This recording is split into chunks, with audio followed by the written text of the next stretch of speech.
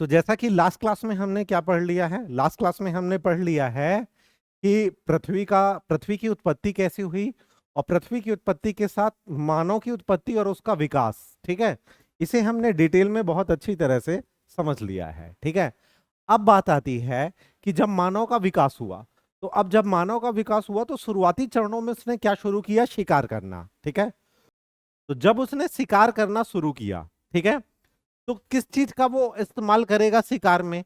तो एकदम से तो लोहा आ नहीं जाएगा उसके पास, एकदम से तो धनुष या तीर कमान आ नहीं जाएगा उसके पास, या एकदम से तांबा आ नहीं जाएगा जिससे वो औजार बना लेगा। तो शुरू ने उसने अपने आसपास जिन चीजों को देखा तो उसी के साथ उसका इंटरेक्शन होगा ना। तो आसपास उसने क्या देखा बताइए? प्रकृति को देखा, पेड़ पौधों को देखा, तो उनसे कुछ खाने पीने की चीज प्राप्त हुई या छाया प्राप्त हुई।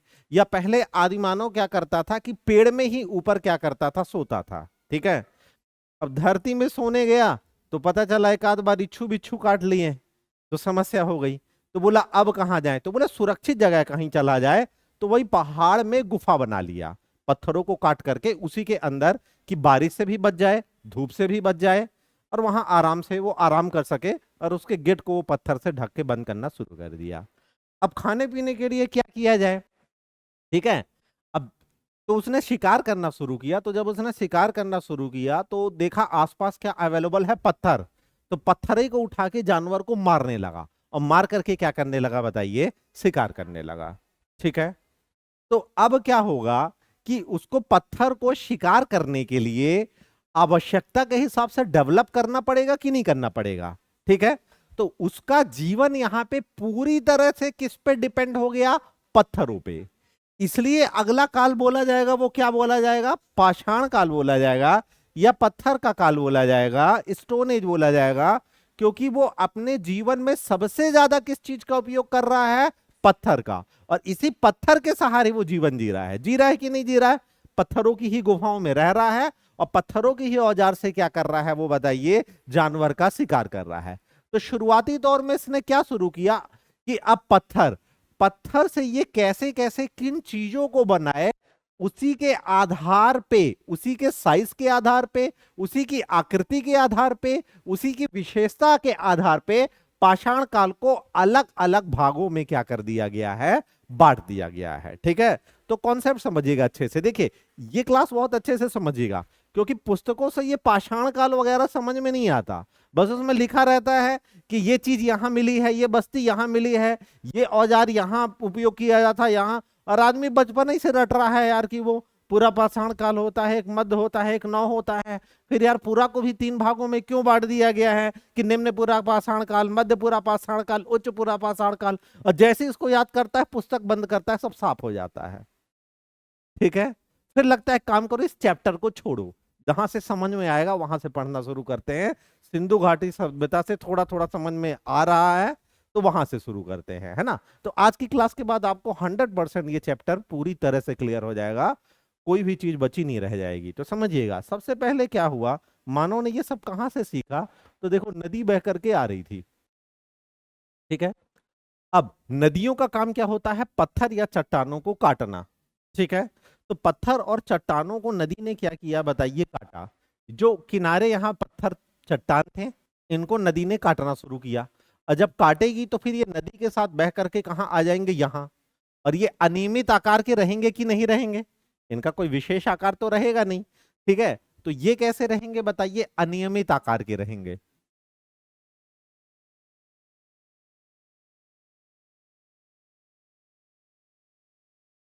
अनियमित आकार की क्या रहेगी बताइए? चट्टान रहेगी। समझ में आया? अब इस चट्टान को नाम क्या दिया गया है? पेबुल। क्या बोला गया है? पेबुल। बोलिए भाई, क्या बोला गया है? पेबुल। पेबुल क्या है? नदियों के द्वारा काटकर लाई गई चट्टान को हम क्या कहते हैं? पेबुल कहते हैं। समझ में आया? अब ये ऐसे तो ढोंका सीधे काम आएगा नहीं शिकार करने के लिए। ठीक है, तो इसको ये क्या करेगा? एक शेप देगा कि नहीं देगा, ताकि उसको हाथ से पकड़ सके। तो इसको हाथ से पकड़ने के लिए क्या करेगा कि ये उठाएगा, और उठा करके इसको जमीन में अच्छी तेज से पटक देगा। तो जब पटक देगा तो जो इसके किनारे किनारे के ये कमजोर वाले हिस्से रहेंगे तो वो इससे क्या हो जाएंगे बताइए, अलग हो जाएंगे। ठीक है, तो ये किनारे वाले हिस्से जब अलग हो जाएंगे तो बीच का हिस्सा बचेगा। ये बीच का हिस्सा बचेगा कि नहीं? क्योंकि ये बीच का हिस्सा है इसलिए अब इसे क्या नाम दे देंगे बताइए, क्रोड। यानी पेबुल, पेबुल को क्या कर देगा बताइए, वो पटक देगा। तो ये क्या हो जाएगा बताइए, चेन। अगली स्टेज क्या आ जाएगी बताइए, क्रोड। तो अब ये बीच का हिस्सा क्या कहलाएगा बताइए, क्रोड कहलाएगा। ठीक है, अब इससे ये कैसे शिकार करेगा, आसानी से इसको पकड़ लेगा।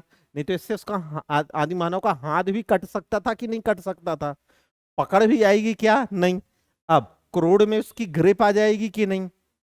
तो अब ये कैसे शिकार करेगा कि ये पेड़ में चढ़ जाएगा और चढ़ने के बाद शांति से बैठा रहेगा। अब जैसे ही जानवर ऐसे नीचे घूम करके पेड़ में आके पेड़ के नीचे आएगा, क्यों आएगा, छाया में विश्राम करने के लिए, तो ऊपर से ऐसे पत्थर मार देगा तो उसका सिर कुचल जाएगा। और जब सिर ही कुचल जाएगा तो क्या, दिमाग का ही काम नहीं कर रहा, तो वहीं चित्त होके इधर उधर जाके गिर गया। तो जाके उसका पांव पकड़ लिया, बोला चल अब तेरे को क्या करेंगे, खाएंगे। ठीक है, तो इस प्रकार से मानव क्या किया बताइए, शिकार करना शुरू किया। ठीक है, तो सबसे पहली स्टेज क्या आएगी बताइए, क्रोड।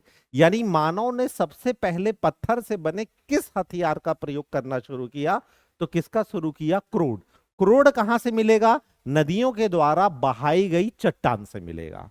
मिलेगा कि नहीं मिलेगा, समझ में आया सब लोगों को, है ना। अब इसके बाद क्या होगा, आवश्यकता पड़ेगी।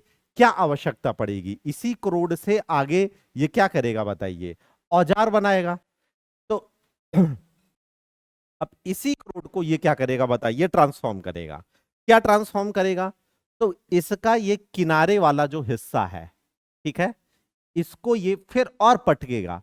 तो जब पटकेगा तो किनारे के हिस्से अलग हो जाएंगे कि नहीं, तो ऐसा और ऐसा हिस्सा अलग हो जाएगा कि नहीं हो जाएगा, समझ में आया।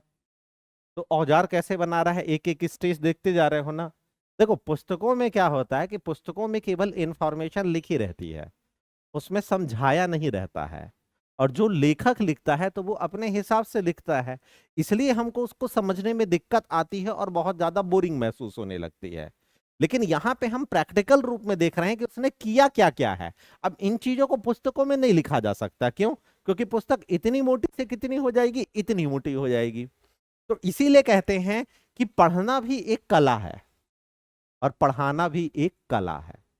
ठीक है, जितनी अच्छी पढ़ने की कला विकसित होगी उतना अच्छा तुम्हें क्या है बताइए, समझ में आएगा।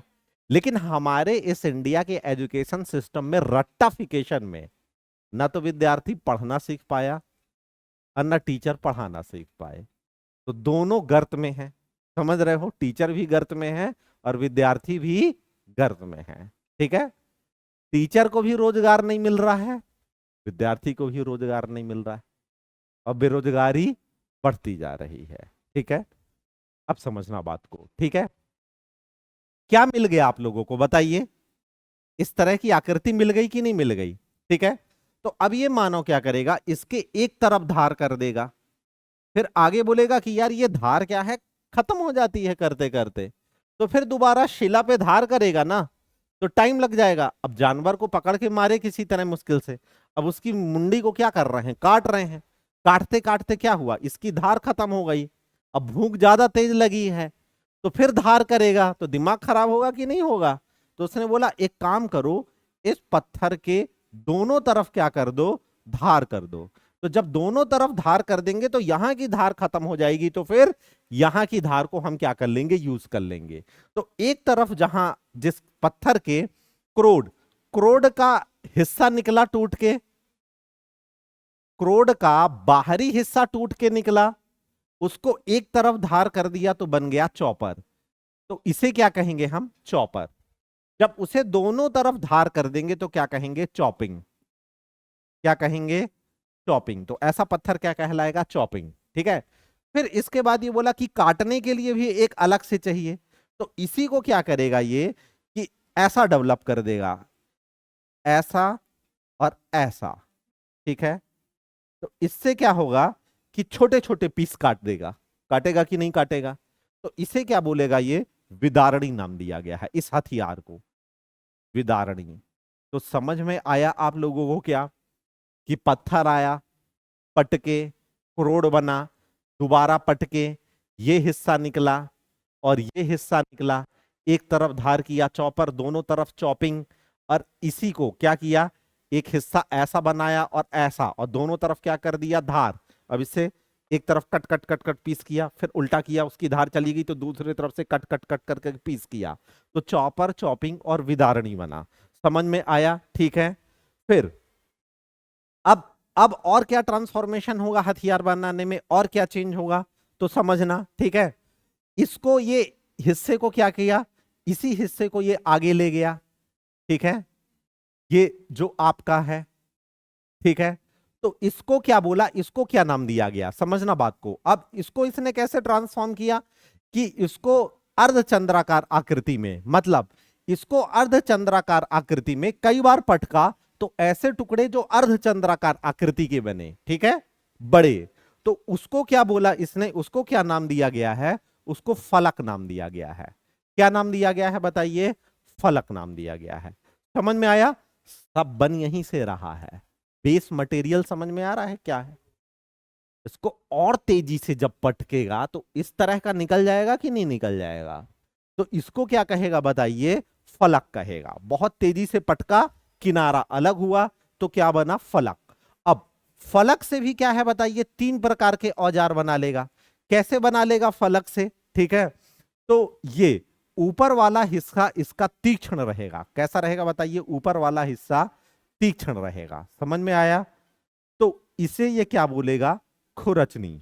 आवश्यकता आविष्कार की जननी होती है, काट पीट के मांस को अलग कर दिया, लेकिन उससे उसके बाल अलग करने हैं कि नहीं, तो बाल किससे अलग करेगा, इस खुरचनी से। तो ऐसे ऐसे ऐसे ऐसे करके मांस से क्या कर देगा, बाल अलग कर देगा। ठीक है, अब इतना बड़ा हिरण है, उसको साथ में ले जाना है, तो ले जाना मुश्किल हुआ कि नहीं। जैसे आप ट्रेवल करते हो, तो ट्रेवल करते हो तो क्या ले जाते हो, पहले वो राजश्री वाला झोला ले जाते थे, ठीक है, तो वो झोला क्या है बताइए, उठाना मुश्किल पड़ता था। फिर बाद में क्या आया बताइए, ट्रॉली, तो ट्रॉली में क्या आ गया, चका, तो आप उसको आराम से ऐसे खींच करके लेके चले जाते हो। तो इसी तरह इतने बड़े हिरण के लिए ट्रॉली बैग चाहिए कि नहीं, लेकिन अभी चका बना ही नहीं है, तो बना नहीं है तो क्या करेगा, इसी का जो निकीला वाला पोर्शन है, इससे इसी के बीचों बीच में छेद कर देगा और क्या फंसा देगा, अमरवेल, वो रस्सी का काम, और ऐसे टांग करके लेके चला जाएगा। तो ट्रॉली बैग की तरह किसको, जो भी हिरण रहेगा उसको खींच करके ले जाएगा, तो छेदना पड़ेगा ना। तो अब इसी के नुकीले पोर्शन से ये क्या करेगा बताइए, छेद करेगा, तो उसे क्या बोला जाएगा, भेदनी। ठीक है, तो इसी का एक पोर्शन बहुत ज्यादा तीक्ष्ण नुकीला बना देगा। क्या कर देगा, तीक्ष्ण नुकीला बना देगा, तो वो किसका काम करेगा बताइए, छेदनी का। और उसका नाम क्या दिया, भेदनी। भेदनी मतलब जिससे आप क्या करते हो बताइए, छेद करते हो। ठीक है, वो सूजा देखते थे ना, जैसे ऐसे लेते थे, फिर ऐसे छेदते थे उससे, और फिर ऐसे करते थे, तो यही भेदनी का काम कौन करेगा, फलक करेगा। ठीक है, अब इसी से ये क्या बना लेगा, इसी से तक्षणी बना लेगा। ठीक है, तक्षणी मतलब क्या होता है, कि एक पोर्शन उसका क्या रहेगा बताइए, आपका नुकीला रहेगा। ठीक है, और दूसरे तरफ को यहां बीच से क्या कर देगा, कट देगा, ऐसा बना देगा। तो तक्षणी मतलब क्या होता है, जैसे आप वो देखते हैं ना, छेनी हथौड़ी, तो छेनी रहती है और हथौड़ी से हम पत्थर को क्या करते हैं, ठोकते जाते हैं। ठीक है, तो कोई भी चीज को अलग करना है तो हमने ठोक ठोक के ठोक ठोक के ठोक ठोक के अलग अलग पॉइंट पे किए, तो अलग कर दिए। तो इस प्रकार फलक से 3 हथियार बनाएगा, खुरचनी, भेदनी और तक्षणी बनाएगा। समझ में आया? ठीक है, अब इसी से, इसी क्रोड से, इसी क्रोड को क्या करेगा ये मालूम, क्या करेगा, पटकेगा। आ रहा है समझ में? तो इसी के पटकने से, इसी के पटकने से क्या होगा, देखो यहीं से आपका क्या निकल करके आएगा, कि ऐसा पत्थर रहेगा, और इसी पत्थर को, ये जो पत्थर है, तो इसके ऐसे किनारे किनारे वाले हिस्से जो निकल करके आएंगे। ठीक है, तुम लोग लेट आ रहे हो, इंटरवल मूवी का हो चुका है, अब पता नहीं समझ में आएगा कि नहीं, लेकिन अब देख लो। ठीक है, समझो बात को। ठीक है, तो अब ये पतले पतले हिस्से अलग कर लेगा, ये नुकीले हिस्से, समझ में आया? ये भी कहां से कर रहा है, यहां से कर रहा है। ठीक है, तो इसको क्या बोला जाएगा, ब्लेड बोला जाएगा। क्या बोला जाएगा, ब्लेड बोला जाएगा। समझ में आया? इस प्रकार आपको तीन चीज समझ में आई। क्या चीज समझ में आई?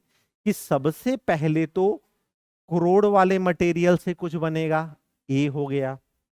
उसके बाद फलक वाले मटेरियल से कुछ बनेगा, बी हो गया।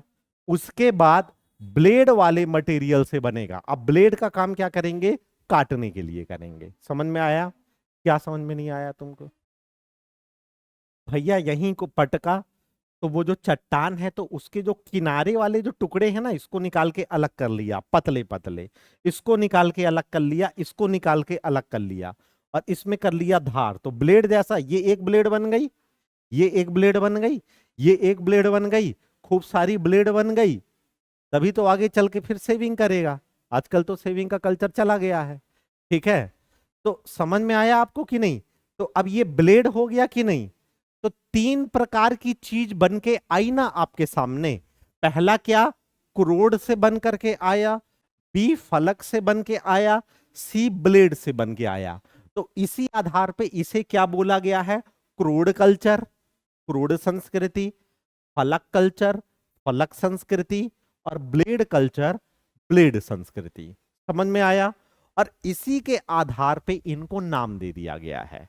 क्या क्या नाम दे दिया गया है? निम्न पुरा पाषाण काल, मध्य पुरा पाषाण काल, उच्च पुरा पाषाण काल। अब डिवीजन समझो, बहुत इजी है डिवीजन। हथियार बनाना समझ में आया? तो इसी हथियार के आधार पे इनको नाम दे दिया गया है। कैसे नाम दे दिया गया है समझो। मनुष्य किसका प्रयोग कर रहा है? पत्थर का प्रयोग कर रहा है। तो पत्थर का प्रयोग कर रहा है, तो इसलिए पाषाण काल को क्या बोला गया? तो जो एक पुराना पाषाण काल होगा, एक नया पाषाण काल होगा। होगा कि नहीं होगा? कैसे होगा समझना। क्योंकि जलवायु में बदलाव हो रहा है, पृथ्वी ठंडी हो गई, और ठंडी से क्या हो रही है? उष्ण हो रही है। ये जलवायु में परिवर्तन हो रहा है कि नहीं हो रहा है? तो इसी जलवायु में परिवर्तन होने के साथ साथ ये पत्थर का प्रयोग शुरू कर दिया है कि नहीं? तो सबसे पहले जिन पत्थरों का प्रयोग करेगा तो पाषाण काल। तो सबसे पहले, तो पहले का मतलब क्या होता है? पूरा।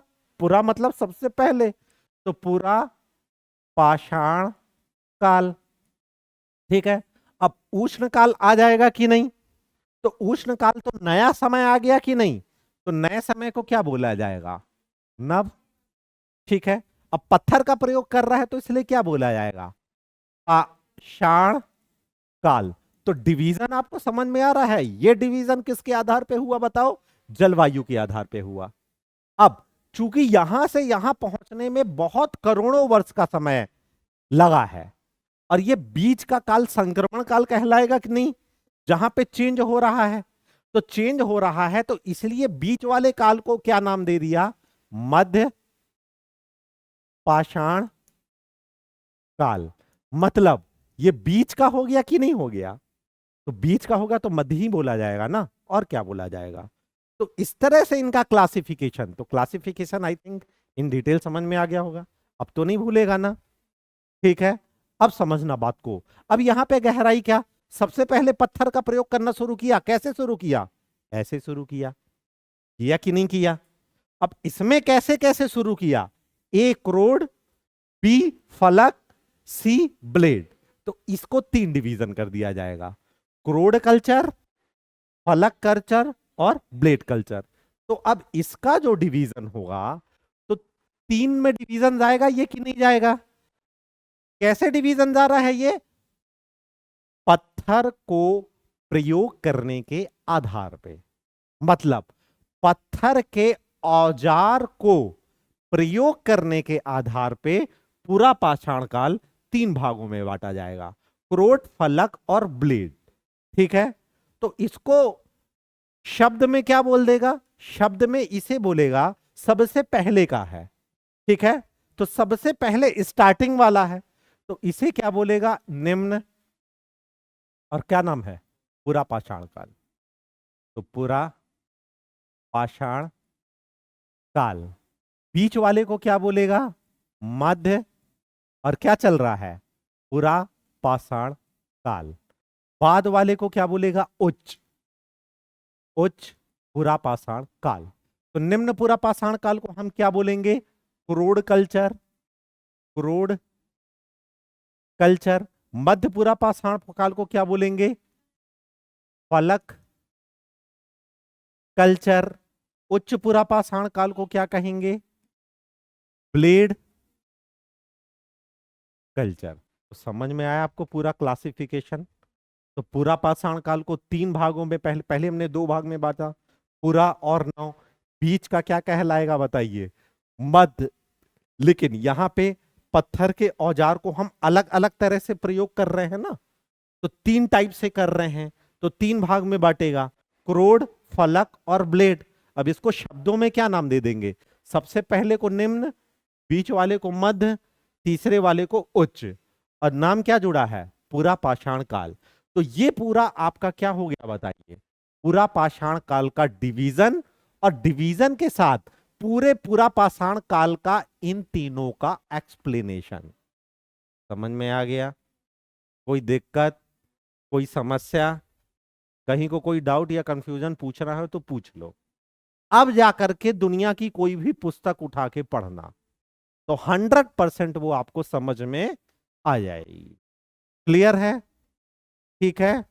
अब तो केवल आपको एमसीक्यू उठा के टिक करना है। अब बुक पढ़ लोगे तो अच्छी बात है, तुम्हारी नॉलेज 99 से कहां पहुंच जाएगा? 100 पहुंच जाएगा। ठीक है, चलो हम आगे बढ़ते हैं। ठीक है। तो हमने आपको बताया कि पूरा पाषाण काल, ठीक है, और पूरा पाषाण काल को तीन भागों में बांट दिया गया है। कौन कौन तीन भाग? एक निम्न हो गया, एक क्या हो गया? मध्य हो गया, और एक क्या हो गया आपका? उच्च हो गया। समझ में आया कि नहीं आया? ठीक है। अब ये जो निम्न पूरा पाषाण काल है, तो अब इसे हम पहले ही पढ़ चुके हैं। क्या पढ़ चुके हैं? पूरा क्रोड कल्चर। और क्रोड कल्चर क्या है आप पूरा भी समझ लिए, यहां पे समझ लिए कि नहीं समझ लिए? क्रोड कल्चर क्या है? Chopper chopping with Arnie. ठीक है। और इसे चॉपर चॉपिंग कल्चर भी कहते हैं। क्या कहते हैं? Chopper chopping. तो आपसे एग्जाम में पूछेगा कि चॉपर चॉपिंग कल्चर, तो आप बोलेंगे निम्न पूरा पाषाण काल। समझ में आया? ठीक है। तो ये आपका क्या हुआ? क्रोड संस्कृति। क्योंकि क्रोड से बने हथियारों का हम क्या कर रहे हैं? प्रयोग कर रहे हैं। ठीक है, क्लियर है? अब ये क्रोड कहां से बन रहा है बताइए? इसका फादर मटेरियल कौन है? पेबुल है। अब बात है पेबुल कहां से बन रहा है? पत्थर से। तो वो पत्थर कच्चा माल कहलाएगा कि नहीं कहलाएगा? तो वो कौन सा पत्थर है? नदी के किनारे का पत्थर है। तो कौन सा पत्थर कहलाएगा? क्वार्टजाइट पत्थर। कौन सा पत्थर कहलाएगा? क्वार्टजाइट पत्थर, जिसे नदी लगातार काट के क्या कर देगी? मुलायम बना देगी। तो ये मुलायम रहेगा, तो इससे हथियार बनाना क्या रहेगा बताइए? आसान रहेगा। समझ में आया आप लोगों को? ठीक है। अब ये जो क्वार्टजाइट पत्थर है, ठीक है, तो ये कहां पाया जाता है? नदी घाटी में। कहां पाया जाता है? नदी घाटी में। और इसकी विशेषता क्या रहती है? ये मुलायम रहता है। समझ में आ गया आप लोगों को? ठीक है। अब इसके साथ हम देखें कि ये क्षेत्र कहां कहां पे है, कहां कहां पे क्रूड संस्कृति है। तो नदी घाटी में ही ना पाया जाएगा, और कहां पाया जाएगा? तो इसके क्षेत्र क्या रहेंगे? तो नदी घाटी। तो मुख्य रूप से कौन सा बताइए आपका? नर्मदा सोन घाटी। नर्मदा सोन घाटी। और नर्मदा सोन घाटी के साथ साथ आपकी सोहन नदी घाटी। और सोहन नदी घाटी, नर्मदा सोन तो पता है ना, विंध्याचल, आप रह ही रहे हो यहां पे। और सोहन नदी घाटी कहां है आपकी? पाकिस्तान। समझ में आया? क्लियर है? तो क्षेत्र आपको समझ में आया कि निम्न पूरा पाषाण काल के स्थल क्या हैं? बायोलॉजिक नदी घाटी रहेंगे, एक इंडिया वाला, एक पाकिस्तान वाला। समझ में आया? क्लियर है ना? अब देखो, है ना, इसे सोहन संस्कृति भी कहते हैं। अब कोई आपसे पूछे सोहन संस्कृति क्यों कहते हैं? पूरा पाषाण काल को क्रोड संस्कृति भी कहते हैं, और सोहन संस्कृति क्यों? क्योंकि इसका क्षेत्र क्या है? सोहन नदी घाटी। तो एग्जाम में ये सब प्रश्न पूछता है, समझ रहे हो?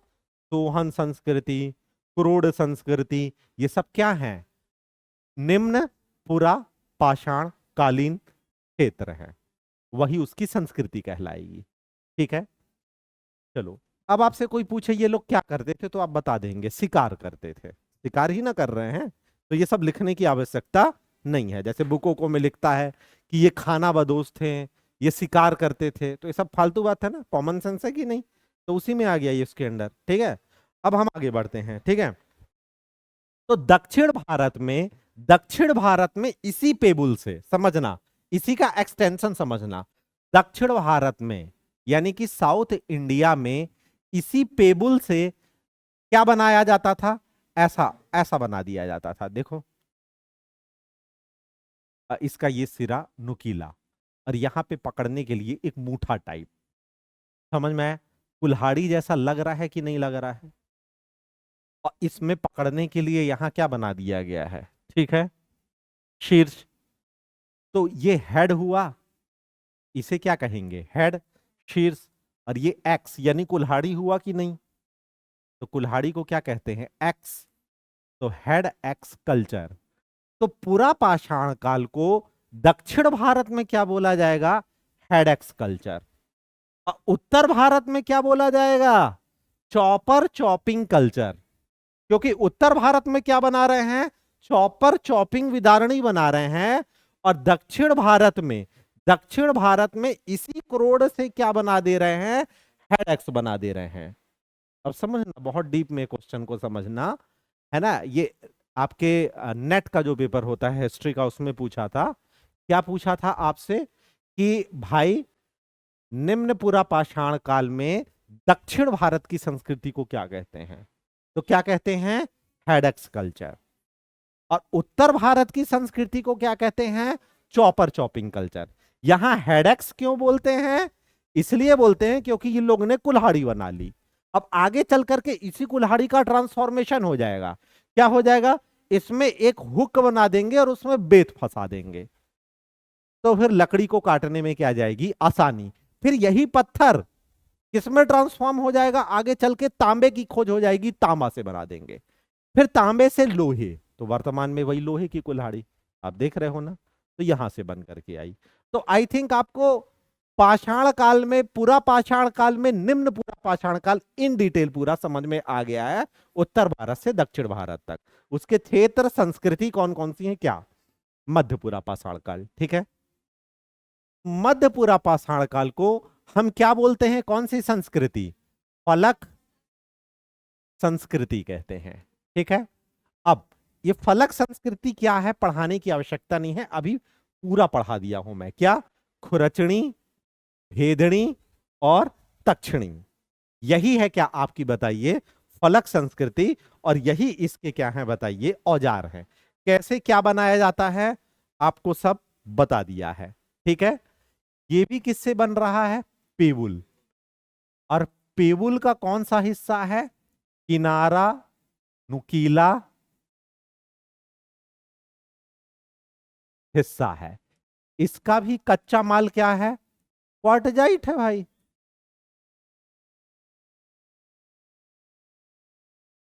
ठीक है, क्लियर है ना?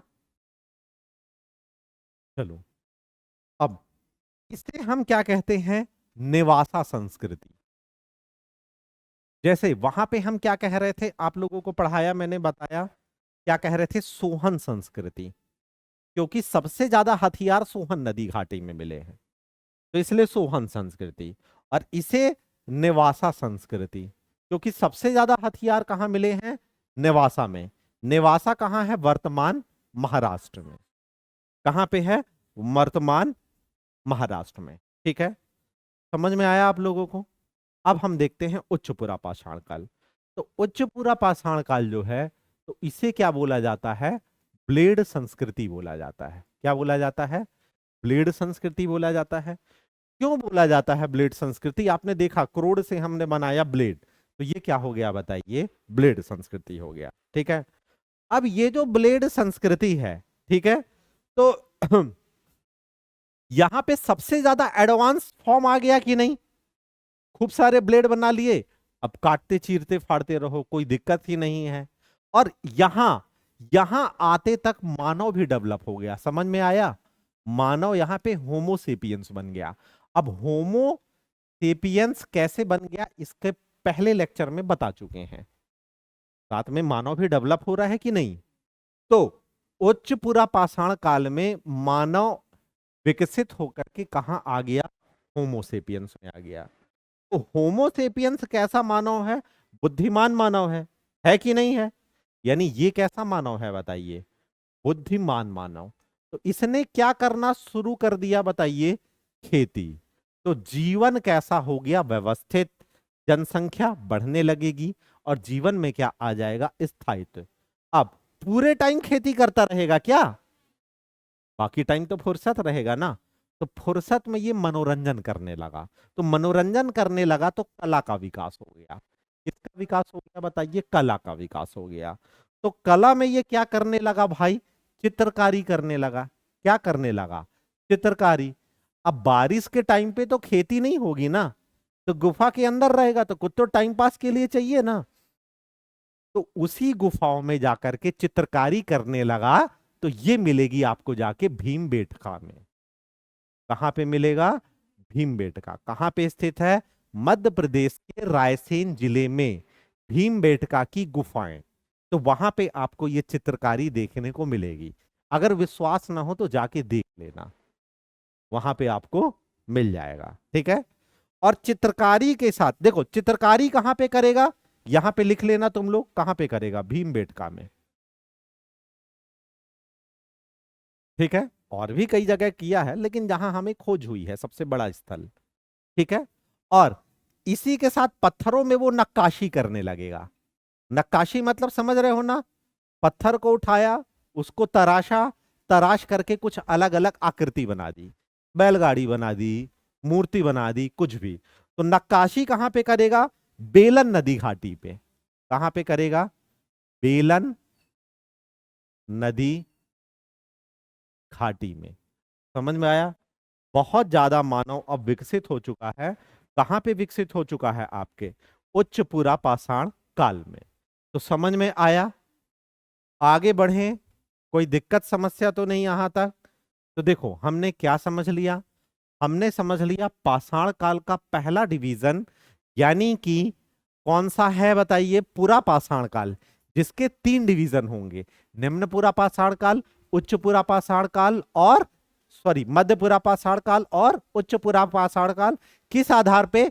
पत्थर के हथियार, औजार इस्तेमाल करने के आधार पे। ठीक है।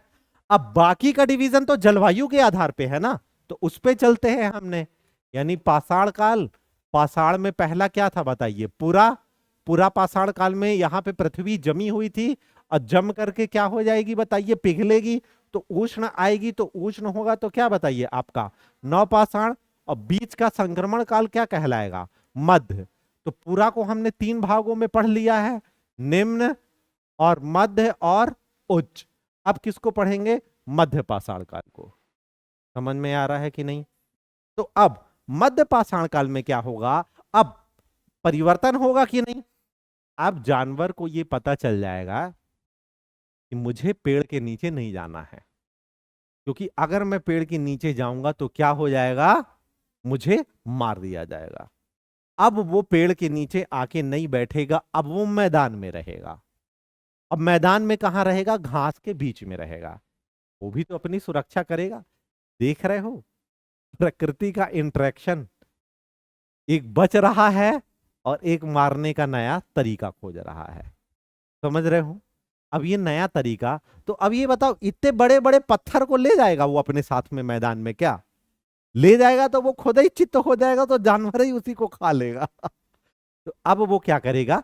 छोटे छोटे हथियार बनाएगा, क्योंकि अब जानवर का शिकार मैदान में करना है। तो ऐसा हथियार हो कि जिसको फेंक के मारे तो जाकर के जानवर के गड़ जाए। तो ऐसा कौन सा हथियार बना दें यार कि जो फेंक के जाकर के गड़ जाए? तो ऐसा बनाना पड़ेगा ना, त्रिभुज। समझ में आया कि नहीं? अब इसको ऐसे फेंक के मारेगा तो जानवर के जाके गले में गड़ गया, और गड़ गया तो वहीं पे चित्त हो गया। तो जा करके उसको क्या कर लिए बताइए? पकड़ लिए। ठीक है। और क्या बनाएगा? ऐसा हथियार बनाएगा जो ऐसे लंबी दूरी तय कर सके। तो अर्धचंद्राकार पत्थर, समझ में आया।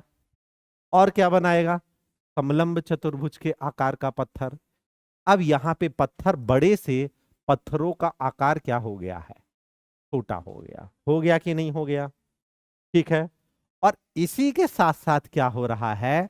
जलवायु में क्या हो रहा है बताइए? परिवर्तन हो रहा है। तो नया समय आ गया कि नहीं आ गया? है ना।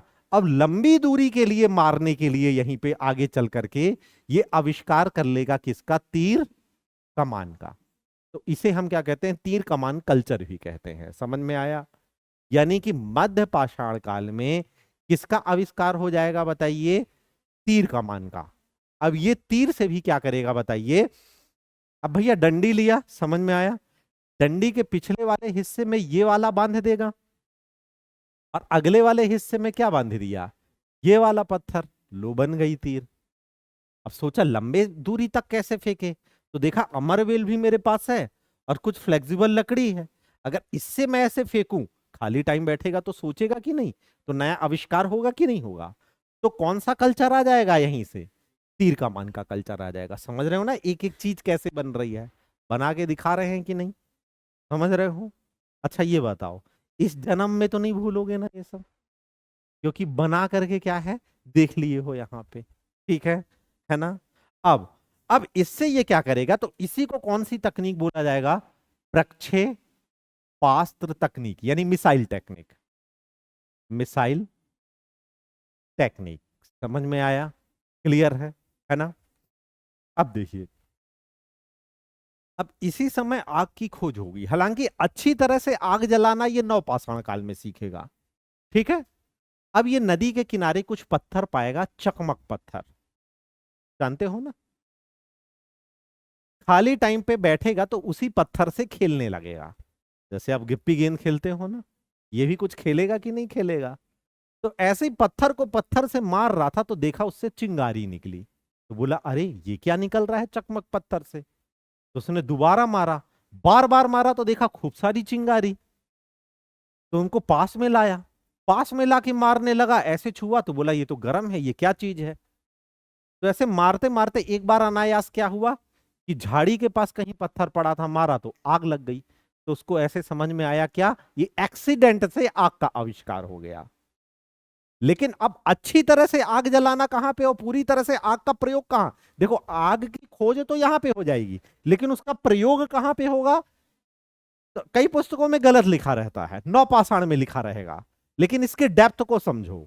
खोज बोलेगा तो मध्य पाषाण जाएगा, और प्रयोग बोलेगा तो नवपाषाण, क्योंकि वहां पे मांस को पूरी तरह से पकाने लगेगा उसी आग से। समझ में आया? आग का प्रयोग आगे चल के सीखेगा ना पूरी तरह से। ठीक है। तो प्रक्षेपास्त्र तकनीक का क्या हो जाएगा, इस्तेमाल हो जाएगा। ठीक है। इसी प्रकार ये क्या यहां पे आग की क्या हो जाएगी, खोज हो जाएगी। समझ में आया? तो ये मध्य पाषाण काल में होगा। ठीक है ना। अब आगे बढ़ते हैं हम। अब जलवायु में परिवर्तन हो रहा है कि नहीं? अब नवपाषाण काल में जलवायु अच्छी हो जाएगी, जैसे वर्तमान की जलवायु है उष्ण। समझ में आया? अब जब उष्ण जलवायु हो जाएगी तो बहुत बड़े बड़े चेंजेस आएंगे यहां पे। आएंगे कि नहीं आएंगे? ठीक है। हाँ हाँ हाँ, चले आइए। अब इसमें जो सबसे बड़ा चेंज आएगा नवपाषाण काल में, वो चेंज क्या आएगा? क्योंकि अब मानव होमोसेपियंस भी बन चुका है कि नहीं बन चुका है। अब यहां पे सबसे बड़ा चेंज ये आ जाएगा कि खेती को अब ये एक व्यवस्थित तरीके से करने लगेगा। कैसे करने लगेगा बताइए? ये व्यवस्थित तरीके से, और इसी के साथ साथ ये क्या करने लगेगा, आग का प्रयोग सीख जाएगा। किसका?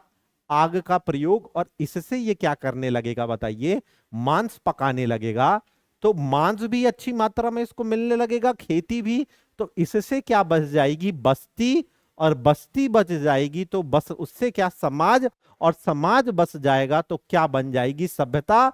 तो आगे चल करके एक बहुत बड़ी सभ्यता, इंडस वैली सिविलाइजेशन, सिंधु घाटी सभ्यता का क्या हो जाएगा? विकास हो जाएगा। समझ में आया आप लोगों को? ठीक है। अब इसी समय ये क्या करेगा? इसी समय ये क्या बनाने लगेगा? मटके बनाने लगेगा। क्या बनाने लगेगा? मिट्टी के बर्तन। और मिट्टी के बर्तन ये किससे बनाएगा बताइए? पहिए से बनाएगा। किससे बनाएगा? पहिए। अब लंबे समय तक इसने मिट्टी से क्या बनाया? बर्तन बनाया। इसे समझ में आया कि अगर मैं पहिए को ऐसे चलाता हूं तो इसको मैं ऐसे खड़ा खड़ा भी चला सकता हूं, और इसी के ऊपर अगर मैं क्या रख दूं बताइए? एक पटिया और बैल से बांध दूं तो बन गई बैलगाड़ी। तो इसलिए यहां पे किसका आविष्कार हो जाएगा बताइए? पहिए का आविष्कार। और पहिए के आविष्कार से क्या बन जाएगी? बैलगाड़ी। तो सुदूर दूर क्षेत्रों तक ये यात्रा करना शुरू कर देगा। तो सभी जगह के मानव से इंटरेक्शन शुरू हो जाएगा। समझ में आया? इंटरेक्शन शुरू हो जाएगा तो जो जो सारी चीजें आपस में सीखेंगे तो एक दूसरे को क्या करेंगे? आदान प्रदान करेंगे।